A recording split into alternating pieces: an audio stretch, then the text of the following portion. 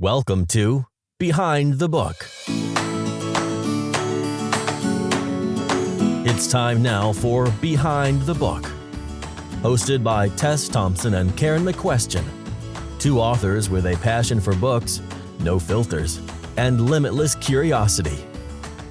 Join them now to find out the real story behind your favorite books and authors. And now, Behind the Book.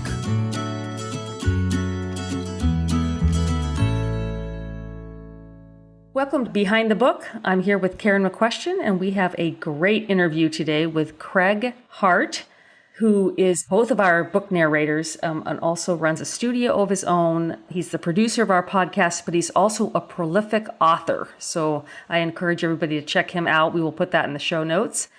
Karen, do you have anything that you want to share with our listeners this week? I loved our interview and getting right to that, which we don't usually, but it was so much fun to actually put a person behind the voice, because up until now I've only heard his little intro and the audiobook narration he did for one of my books. He did it for the book that I had written in a pen name, the horror novel, The Dark Hour by K.J. Young. And don't usually listen to my audiobooks. Do you listen to yours? For those of you who are listening, Tess just shook her head no. That's right. They can't see me. Anyway.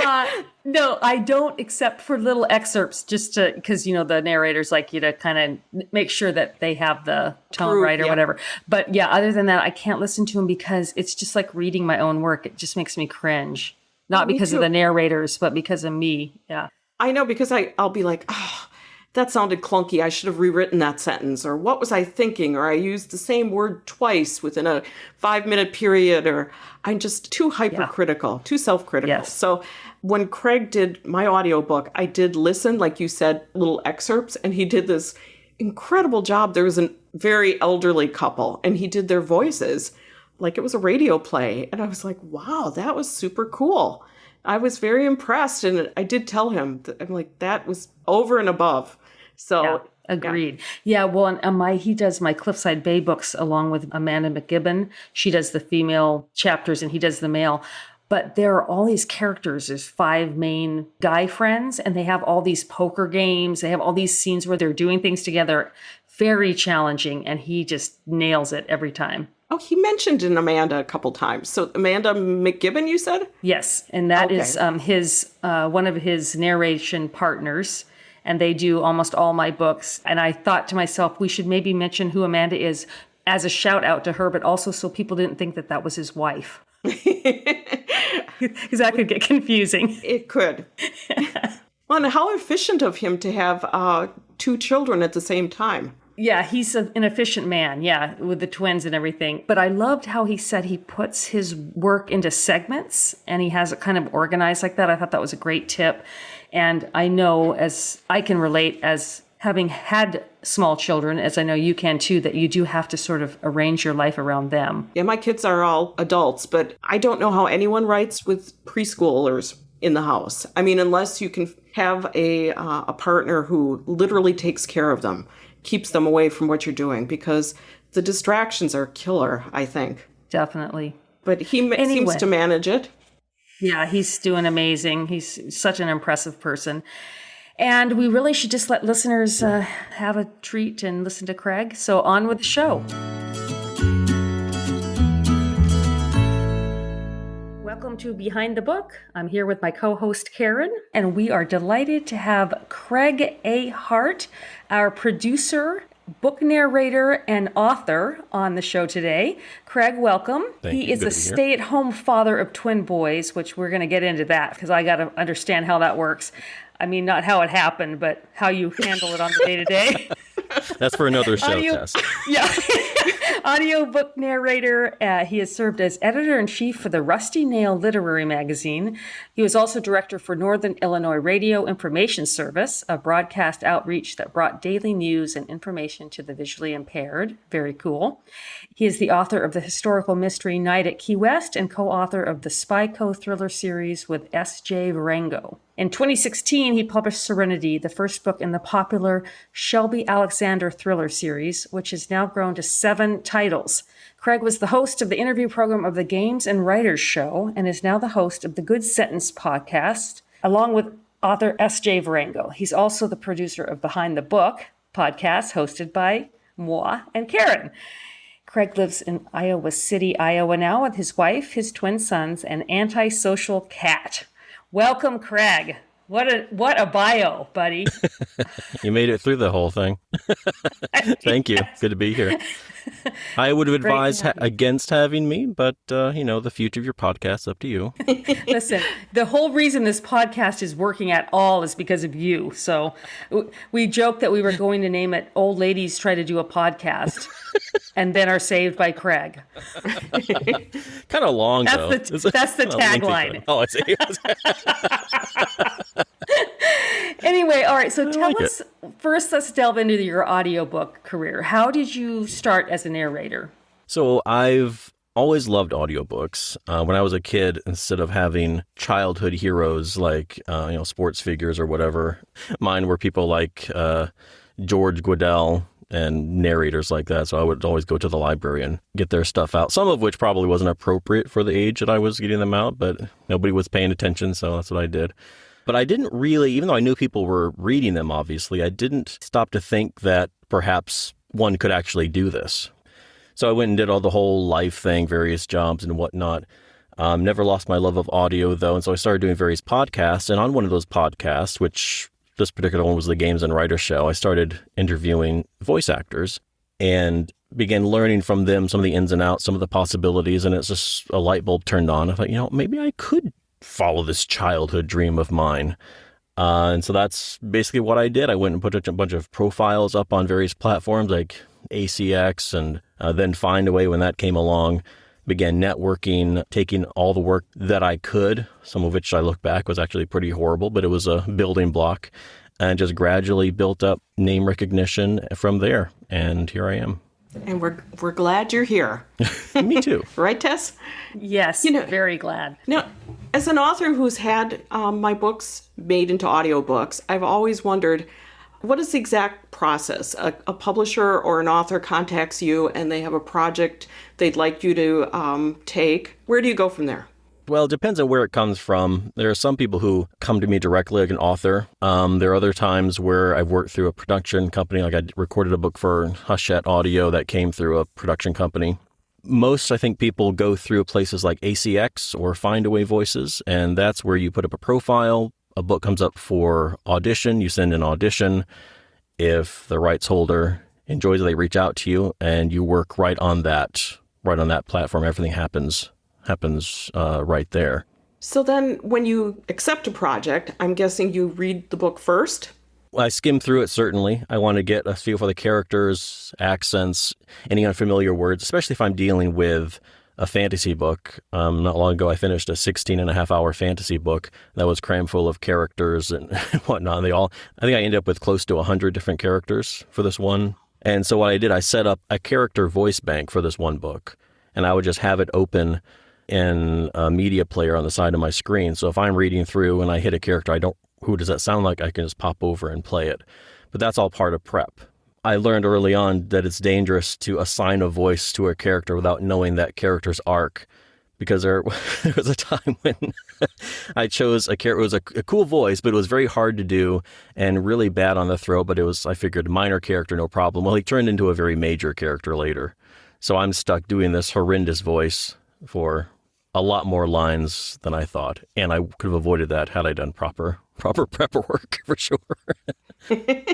Do you then get in touch with the publisher or the author to ask about pronunciation? Or Yeah, I do. Usually up front, I ask for a list of terms. I say, are there any accents that I should be looking out for? Or because there are some times when it's not necessarily specifically mentioned in the text. And so you want to know that up front. I know as an author, when I was with my publisher, they would ask, do you have any notes for the narrator? And I would say, people in Wisconsin do not sound like they do on Fargo. Because I would very often, I would hear that sort of that well, that's a good idea. And I'd be like, no, no, no. I'm sure there are some people in Wisconsin that sound like that, but in my books, they don't. Right. So I always had to kind of set that straight right from the start. Yes, definitely. And I mean, my approach to accents in general, unless it's made clear that it's very thick and apparent, I try to kind of stick middle of the road anyway and not go. It can so quickly turn into a caricature, and it just sounds sort of ridiculous. So I try to catch the essence of a character and not necessarily impersonate a character. Yeah. What skills do you think are required to do voice work? And I ask this from some knowledge of it, having gone to theater school, and we did a lot of voice practices, for like voiceovers for commercial work and that sort of thing. And I was terrible at it. As a matter of fact, my voice teacher told me that with my voice, all I would ever do is play maids, which I thought was very rude, but also stuck with me. So when people ask me, how come you don't narrate your own books? I'm like, there's a lot of reasons, but yeah. Anyway, Craig, what do you think is required? So there are various skills, I think some you wouldn't necessarily think of. I never thought sitting in a booth for hours a day would require a lot of physical stamina, but it does, not just with your voice, but in my view, if you're doing it right, it is kind of taxing because you are getting so emotionally invested. There are times in some of my acting classes where the teachers say, if you're trying to tap into a certain emotion, figure out where that emotion lives in you. For example, anger, I start feeling like a burn right in the center of my chest. I can envision that and feel that. And if you're feeling that for a long period of time, it's really exhausting. So you have to build up that sort of stamina. Voice, of course, stamina is important. These days, you need at least a basic idea of recording technology, especially if you're recording at home, which during the pandemic, almost all of us were. And then there's the actor's mentality. And this was a tough one because I don't have an acting background, but it isn't a matter of you sit down and read and you're, okay, now I'm going to be angry. It's more than just having that emotion. It's more about grasping the subtext or understanding the motivation of that character and then letting that character speak through you. So you don't necessarily need an actor's background, because I don't, but you need to at least take some classes in coaching, which I did, to start understanding that. The other thing is most of us are freelance. And so a good skill is to have or develop a business mind. And that is such a dissonance when you're doing something that's extremely artistic, but at the same time, you need a strong business sense to make it work. And these are things I never thought of when I said, I want to be a voice actor. I figured all I would do is sit behind a microphone and make sound. But yeah, you need to build up that stamina. You need to learn about technology, which fortunately is in my wheelhouse anyway, actor's mentality, and then learning the business side. Do you have any little tricks that you do? I heard one audiobook narrator say she eats an apple prior to long sessions because the pectin helps your throat. Is that like a common thing, or does everyone have their own little routine? Yeah. So I don't always do this. I try to start drinking water at least a couple hours prior, because it takes that long for the moisture to seep in.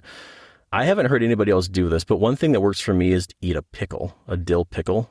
Because, really? Yeah, it's sort of, I love pickles. So every time I even think about a pickle, I just like, pickles. And I just get all drooly, and it really moistens up the mouth to get. Okay, so I could just eat some French fries and all would be well. I could be a voice actor. Yeah, I don't know. Whatever works for you. I'm not one to judge. I mean, I've been told how many times that I need to stop drinking coffee if I want to continue to be a voice actor, and I'm not doing that, for God's sake. So what does coffee do? It dehydrates you. Oh, yeah. Interesting. But that's ridiculous. That's a ridiculous thing to suggest. So I'm not doing it. So we're disregarding the suggestions we don't like. Yes, absolutely. That's exactly right. I'm not. That's not valid at all. I learned that trick from my kids. Exactly. Now, you have a home studio set up. Mm-hmm. Tell us what was involved with putting that together and what kind of equipment you have. A couple of years ago, I built my own booth because I didn't have the money to buy one at that time. It was a lot of trial and error. First, I tried hanging blankets from the ceiling, and that didn't get me to where I wanted to be. So I ended up building a physical booth with interlocking boards on the sides. I lined it with a rubber soundproof material, then put moving blankets over top of that.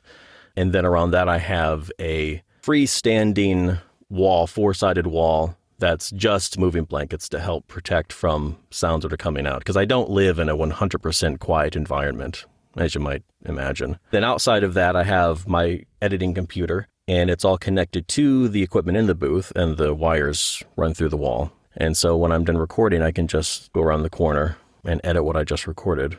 I don't know why it surprises me that you can purchase a sound booth. So that's what people do. They buy it and get it shipped to your house and assemble it. And that's what I don't know about most, but that's what a lot of people do. So narrators are paid for audiobooks finished hours. Mm-hmm. What's the actual time frame needed for production when you factor in pauses, redos, etc.? If you're farming out your post-production, so for example, you're turning in what we would call raw audio, is probably somewhere between 2 and 4 finished hours per finished hour. If you're doing your own post-production, that boosts it between 3 and 6. And what's included in all of that is, we talked about prep work. Then there's the actual narration, proofing, which if you're doing it yourself, some people pay to send it out, editing, mastering, uploading, and then you could figure in the time spent auditioning, chasing work, because it is a freelance business, generally speaking. And then any training. There are times when I've done training and coaching for a specific role too. So that's all time and expense that you have to figure in. And that's the other thing. If the voice actor has to pay for a lot of times the post-production work and any coaching they do. So it's not even what they get isn't free and clear. There's overhead on top of that. So it's anywhere between probably 3 to 6 hours for every finished hour, I would say. that doesn't surprise me, actually, because I've tried to read my books, even doing library events, and you feel like it's someone just reading, but as you pointed out, that's really not the case. There's so much more to it. So I give you a lot of credit. There's no way I could do it. We talked about this before about voices and accents. Is that something you enjoy? I do. So that's one reason why I keep a database of characters, because I don't have a limitless supply of characters. And so I do reuse them somewhat changed to fit a certain thing. Well, I think I talked with Tess about this when we did a talk with Amanda. And there's a cast of characters that usually populates all novels that I would narrate. And so you just start plugging those in. But there are side characters, incidental characters, again, a fantasy that keeps coming up. Those require specific characters as well. But yeah, it's so fun. I mean, I've always thought it would be fun to voice an animation cartoon, for example. But the thing about narration audiobooks is that you get to play all those characters anyway. But yeah, it's one of the best parts of the job. If all I was doing is sitting here reading blandish material, I'm not sure I would keep doing it. So no encyclopedias in your future. Yeah, I don't think so. Unless I can do them in like pirate voice or something. Do you have a favorite genre? Besides I love Tess Thompson books. Right. Tess Thompson books, of course, would be number one. Yeah, Tess Thompson, Karen McQuestion. I'm trying to kind of weasel my way into that market as well. But no, I love anything with a hint of suspense and mystery and thriller. I'd love to do more of those. Most of my catalog is romance. But yeah, I do love probably the thriller stuff. That's what I write as well, is mostly thrillers. And so kind of sensing a theme there too, I suppose. I'm a very thematic guy when you sit down and think about it. Yeah. How do you handle the logistics of having more than one narrator on a book? For a dual project, typically we record separately. Those types of books are usually set up in POVs that switch, like chapter 1 would be from the male point of view. And those are usually recorded separately. And then if I'm doing the editing, which I usually am, then that's all sent to me and I put it together. Now for duet, that's a little trickier because that's what it sounds like. It's an audio duet. And so we try to record simultaneously, and we record in our own recording spaces. And we do what's called an open roll. So we do not stop the audio for any reason. Because if we do, it'll be off. But if I get 2 open rolls, I can sandwich them together in my editing software. And it makes it a lot easier that way. And if we've both recorded on our own space, then we have what is hopefully similar in quality as well. And then I run it through the same mastering chain to sound about the same. What percentage are the duets to the kind of standard POV in your catalog? I've only done a very few duets, maybe 3, I guess. They're pretty difficult, and they're more expensive because of that. It takes a lot of work, especially the editing. Plus, you have to match up schedules because you're typically recording simultaneously. So I'm going to jump in here and ask you to define dual versus duet, because I'm a little fuzzy on what the difference is. So a dual project is you've got two narrators, but they're narrating full chapters by themselves. So I would do chapter 1, they would do chapter 2, and so on and so forth. We do all the points of view in those chapters. Duets, you've got typically one female, one male, and then the female does all the female voices in all the chapters, and the male does all the male voices in all the chapters. And you can do that and not be in the same place. So you're each in your separate recording studios, and then you merge them. Yep. Oh, that is cool. Yep. That's like the old radio plays, kind of. I mean, I will say it's a lot of fun. It's a lot of fun to do. It does take a lot more work, for sure. I would think it'd be pretty tricky. Yeah, especially if one person gets off. I was editing. This wasn't a book that I narrated, but I was editing for a production company, and they did a duet. And they were supposed to have recorded simultaneously, but one of the narrators, not the other one, just one narrator kept stopping their recording. And I don't know what they were doing, going off and getting coffee and coming back while the other person was doing their stuff. But I tried to match them up later, and it was an absolute nightmare. It would not fit. So I had to go through each line and adjust every single line as I went through all these chapters. It was like an 8-hour book. So I was like, why did you do that to me? Because it wasn't their problem once they were done. Right. It's like, someone will take care of this. Yeah. Oh, man. Oh, and then I think it was the same one of the narrators, while she wasn't narrating, she was typing on her computer. So I couldn't even just put them together that way. I had to go through and silence all of the parts where she wasn't speaking because she was like... I don't know what I did to this person in the past life, but it was very bad. Exactly. Apparently. It came back to haunt you. Yes, he did. You just need to send that person an email and say, have I ever shared with you about the mute button? Right. To the left. All you have to do is hit that when you start typing. I'm going to show up at her door, dressed like a Jehovah's Witness or something. I would like to share the good news of the mute button. Tess had talked about your very diverse roles, author, podcaster, doing your voice work, and you're also the father of twin boys. And Tess and I had this discussion beforehand. How does a person do all that? I segment the day and use a giant whiteboard.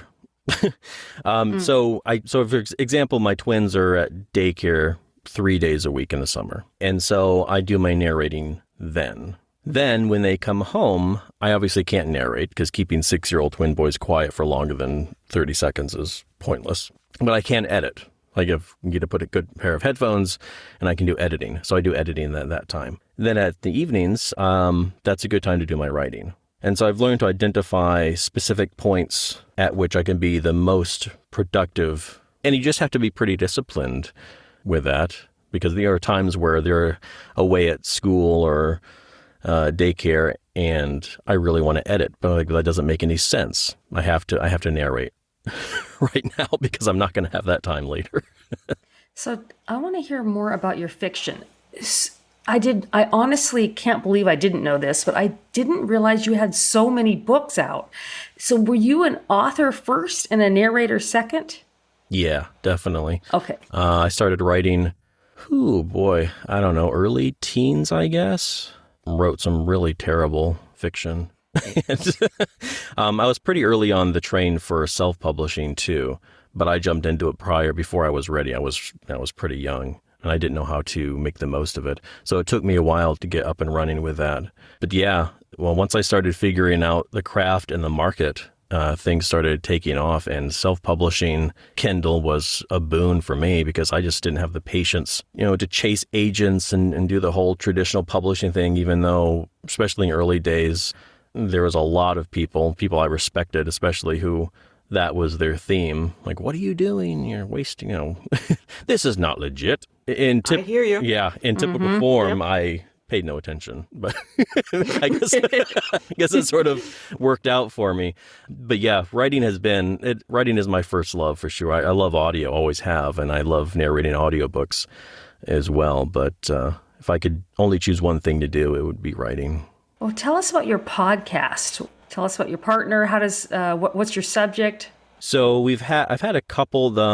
One was I don't even remember the title of it now, but it was like a 3-minute podcast every day where I shared on this day in literary history. It's called Raw Writing. That's what it was called. It was a lot. So I did that for a while. Then I did the Games and Writers show, which started out as I was just going to play video games with other writers live on a place like Twitch, and we would play the games and then talk about writing. That, of course, was a stupid idea, so we didn't do that for long. But it morphed into something else, which was started interviewing actresses, actors, writers, interviewed people like from Star Trek, the author of Longmire, and people like that. It was a lot of fun, and S.J. Varenga was involved with some of that. I ended up bringing that to a close because that was a video podcast. So it was like a TV show almost. The workload was heavy, and I was doing it all alone. So I ended up ending that. But then we did what we have now, which is Good Sentences. And that is an audio-only podcast about writing. We talk about plot and characters. We bring on other authors to talk about topics. One of our recurring guests is Angelique L'Amour, the daughter of Louis L'Amour. And so she talks about his idea for the craft and what she's doing with her teaching and writing and whatnot. So that's been a lot of fun as well. And Scott has just been great for the show because we kind of share a brain in a way. Like we'll be texting each other throughout the day. And I don't know how many times we've sent each other the same or a very similar thought at the same time. And so we've started just stopping typing and writing geniuses and sending. But he's great to bounce ideas off of. And we do a lot of co-writing now. In fact, most of what we do now is co-writing as well. I'm curious about the co-writing. How does that process work for you? What we typically have done in the past is I'll write a chapter and he'll write a chapter and send it back and forth. Now we've sort of gone into where we'll have a treatment available. One of us will write the treatment for the entire book, and then we won't necessarily write chapters. We'll write more like beats of the story and send it back and forth. But we have a running joke. We write until we're in a point where we can't figure out how to get out of it. And then we send it to the other person. Have fun, sucker. But it works out great for us because we have so much fun with it. And we're both pretty easygoing in terms of the writing. Like, we don't have it has to be this way or it's ruined kind of mentality. And our writing voices are very similar. So it ends up being pretty seamless as well. Do you use a Google Doc or something? Yeah, like a shared, yeah. Yeah, we send it back and forth that way. We don't usually write it live on Google Docs anymore because neither one of us could resist going in while the other one was writing and making mischief. like they're typing like, no, you didn't. And that got annoying for both of us. So I now download it and then write it and then upload it later. Have you ever turned down a job because you didn't care for the book? A couple of times, but it was mostly because there was one time I didn't feel qualified to talk about the subject. And there was a second time where would have been, I don't want to say what it was, but it was just been so insanely boring. And there's a lot of it that I was like, I can't do that. You're going to have to pay me a lot more before I do this. I haven't done it very often though. Most of the time, if it's a book, I don't necessarily feel comfortable putting it under my name. You can always put it under a pseudonym, and that's very, very common. I never knew that. Yeah. Now it makes me wonder. Now I'm glad that the book you did for me, you did under your own name. It wouldn't have been too bad. It's like, do you mind if I put this under my pseudonym, like Schmeg Schmart? Or Yeah, I was when you said your real name to me, I was like, wait, but aren't you Roger Smith? It's really common, and some people have more than one. Some people keep them so segmented, like one's for romance, one's for nonfiction, one's for something else. I don't have the energy because you have to maintain those profiles, then you've got all these personalities to keep track of. And I just can't do it. So unless it's something that's really out there, I usually stick with my own name. But no, I was very proud to do the one for Karen. So well, thank you. I wanted to put my name in twice, like Craig A. Hart. That's how much he liked the test. I hope you're paying attention. That's how proud I was. Yes. Yeah, I've never heard that about my books, but okay, we'll discuss that once we're not recording. Well, I tried to, and Amanda wouldn't let me. Yeah. Okay. Throw her Oh, under that the was bus. smooth. So, Craig, if money were no object, what would be your dream job? As stupid as it sounds, I'd probably be doing the same thing as I'm doing now. I probably wouldn't work as hard, and I would be more picky with projects. Like I'd probably only do Tess and Karen projects. But other than that, it's like I tell my wife, I don't really plan to ever retire, because if I retired, I would just keep doing what I'm doing. So what's the point? You know?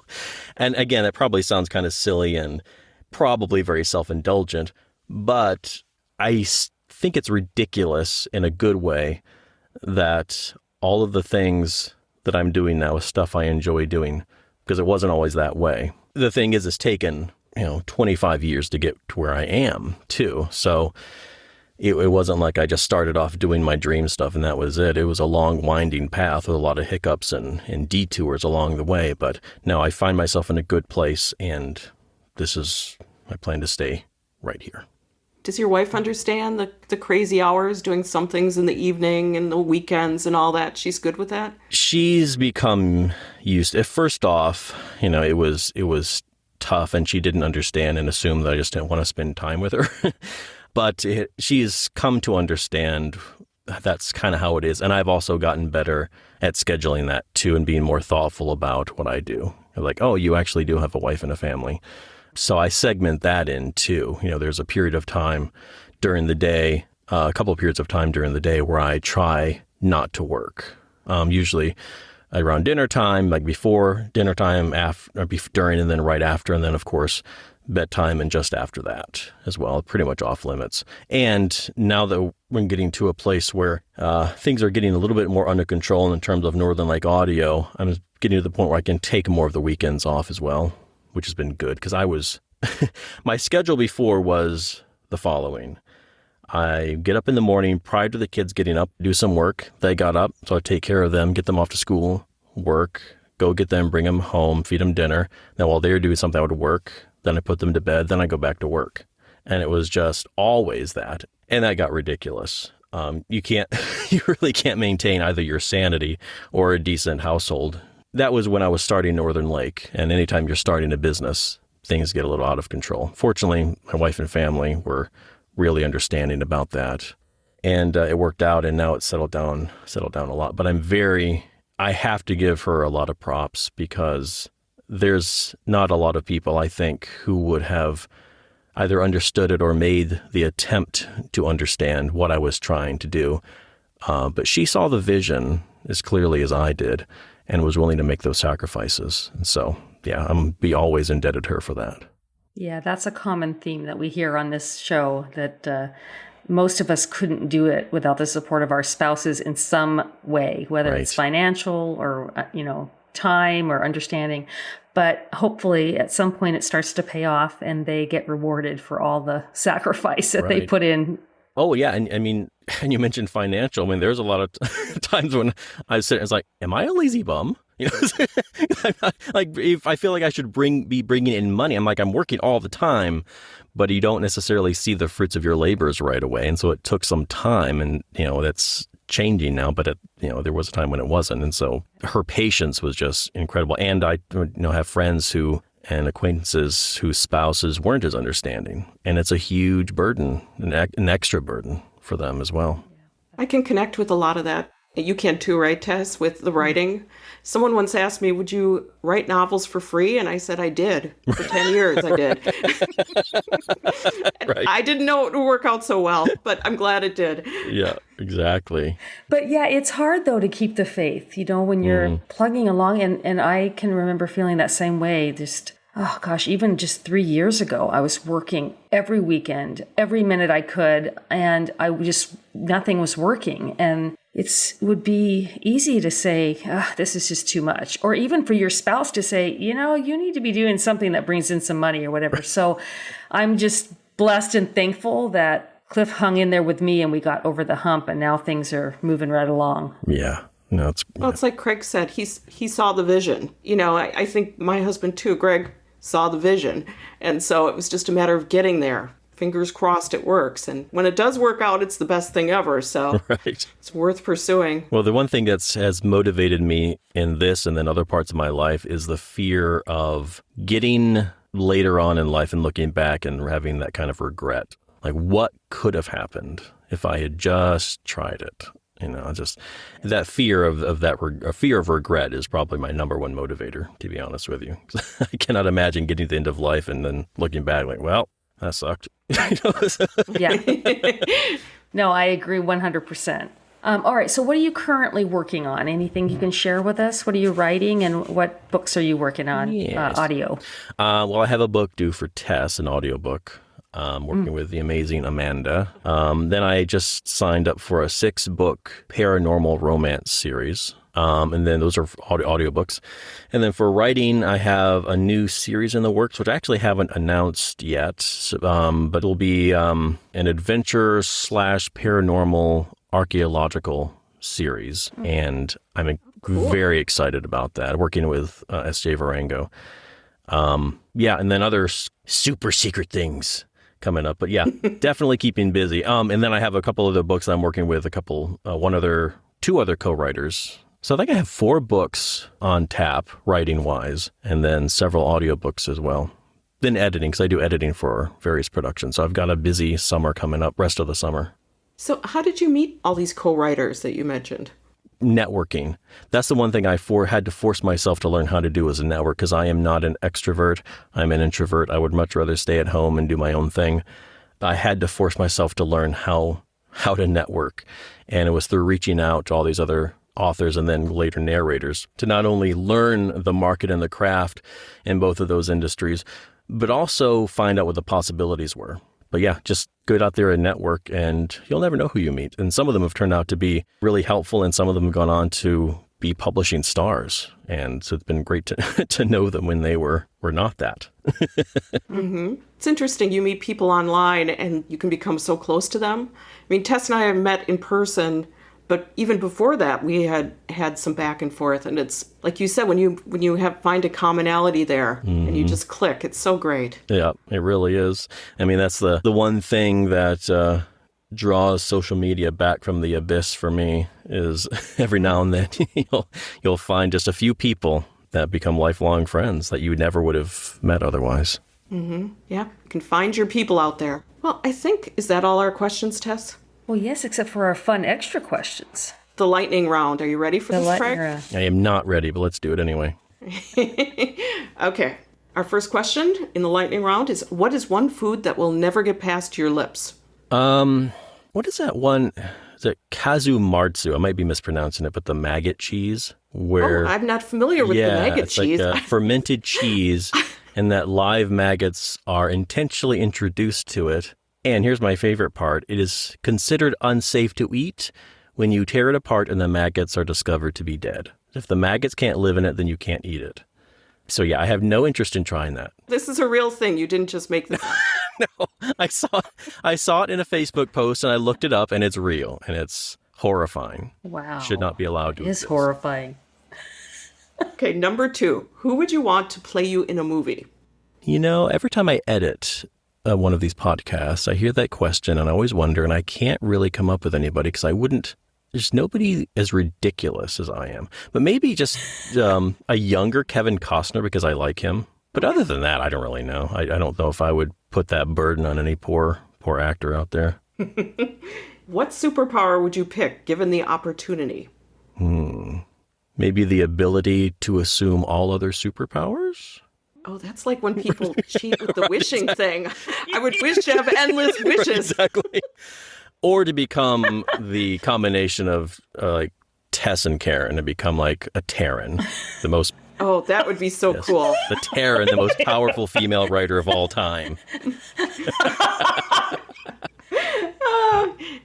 Okay, I almost can't keep talking, but we'll keep going. At the end of your life, what do you hope you'll have accomplished? Raised decent children, I guess. May sound like I'm just saying that to sound like a decent human, but I think if I got to the end, because my one biggest fear really is having terrible children. So yeah, if they grew up to be good humans and were nice and gainfully employed and didn't put me in a nursing home too early, then I'd be happy. What is the worst job you've ever had? I worked for a library system, but it wasn't the good part. It was, you know, when you return books to one branch of a library, it has to get back to another branch somehow. And so I worked at the place that sorted out the books to be delivered to various libraries. And it was in a dirty garage with cement floors and no air conditioning. And there was heating, but the problem was that the delivery drivers would come up and raise the door for hours of the day to unload their stuff. And so you're working back there, walking around the dirty cement, just taking books from these little cubby holes all day long in whatever the temperature of the weather might be. And this was in Michigan, so it could get up to 90 degrees with, 100% humidity in the summertime and going to be 10 below in the wintertime. So it was not particularly fun. How long did you do that? I did that for a couple of years, and then I was promoted to driver, which was actually way better. But yeah, so I did that for a couple of years, I guess. And I drove for about 6 years. If you could instantly become an expert in something, what would it be? Probably languages. I don't have an instant ear for it. I think it's difficult to learn a language anyway, but some people pick it up quicker than some people have a mind for it, and I don't seem to. So I would love to just be able to learn pretty much every language or to know it and be able to travel and speak fluently. I think that would be really cool. What's your favorite scent? Cut grass and wood fire smoke. What is the most terrifying thing you've ever done? I guess left a previous life to start over.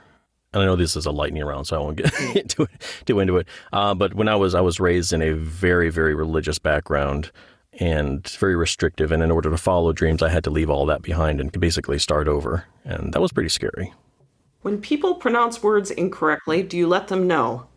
No, but I do point and laugh. No, I used to do this annoying thing where they would mispronounce it and then I would use it soon after in a different context, but pronounce it correctly in hopes that they would get the hint. Like they'd pick up on that. Like, I'm going to get the salmon for dinner, and then later be like, "Well, that was good salmon, wasn't it?"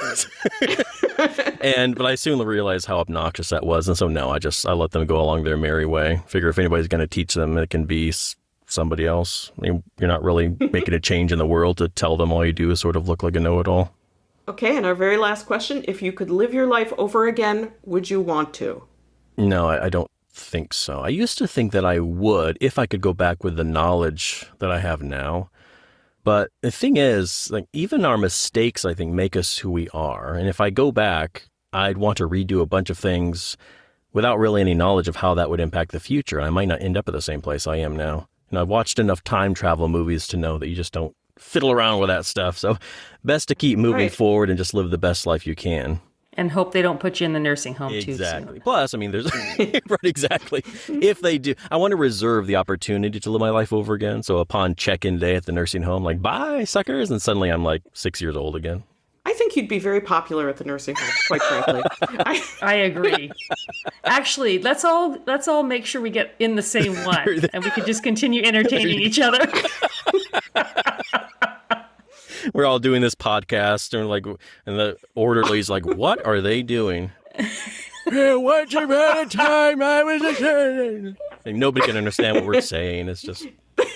But we're all having a good time. Then that's the important thing. No, I keep thinking about this. Our question about what's your legacy, or what do you hope to have accomplished? And all I can think of whenever anybody answers that is mine, which would be to have I had a hell of a good time? Then yeah, I'm good. Exactly. Which is really bad. Yeah. No, I don't think it's bad at all. What else are we going to do with it? I mean, life is ridiculous. We might as well have a good time with it. Yes. Well, we have enjoyed this more than we should have. This was super fun to have you on. And we hope that you'll come visit us again, especially when you announce your new series. Yeah. We should have you back on. We'd love to hear more about that. So I will. As soon as it comes out, I'm going to appear on every episode, no matter who the guest is. There'll just this be annoying voice like, "So, did I tell you about my new series?" Who is that? You could just work it into the intro, This is brought to you by Craig Hart's new series. And Karen is listening to it to try to extract a little headliner thing. And she's like, why do you keep putting this in there? Every 5 minutes, it's just an ad for Craig Hart. What is it? Yeah, that's funny. Anyway, all right. Well, thank you so much. And we'll look forward to reading some of your books. Absolutely. It's my pleasure, my lady. Thank you for listening to Behind the Book, brought to you by authors Tess Thompson and Karen McQuestion. Don't forget to subscribe to the podcast and post a question in the comment section. This has been Behind the Book.